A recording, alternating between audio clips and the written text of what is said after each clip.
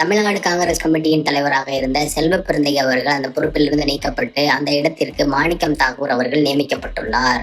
மாணிக்கம் தாகூர் அப்படின்னு எல்லாருக்கும் நினைவுக்கு வர்ற விஷயம் என்னவா இருக்கும் அப்படின்னா, 2024 நாடாளுமன்ற தேர்தலில் விஜயகாந்த் அவர்களின் மகனான விஜய பிரபாகரன் அவர்களிடம் விருதுநகர் தொகுதியில திக்கி திணறி ஜெயிச்சாரு அவர் தானே அப்படிங்கிறதா தான் இருக்கும். இந்த விஷயம் அந்த தேர்தல் சமயத்துல மிகவும் பரபரப்பா பேசப்பட்டது.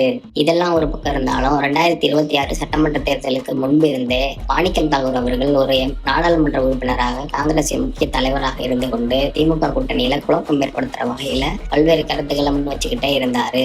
அவர் ஏற்படுத்தின குழப்பங்கள் எல்லாமே நமக்கு சாதகமா தான் நடந்திருக்கு அப்படிங்கிறத காங்கிரஸ் தலைமை சட்டமன்ற தேர்தல் முடிவுகளுக்கு அப்புறம் உணர்ந்திருக்கிறாங்க போல. அதை அங்கீகரிக்கும் வகையில தான் இப்போ அவருக்கு மாநில தலைவர் பதவி கொடுத்திருக்கிறாங்க. அந்த பொறுப்புல அவர் எந்த அளவுக்கு சிறப்பா செயல்படுறாரு அப்படிங்கிறத பொறுத்திருந்து பார்ப்போம். அதே நேரம் ஏற்கனவே தலைவராக இருந்த செல்வ பெருந்தகை அவர்கள் விரைவில் திமுகவில் இணைய போகிறார் அப்படிங்கிற தகவலும் இங்க அடிபடுது.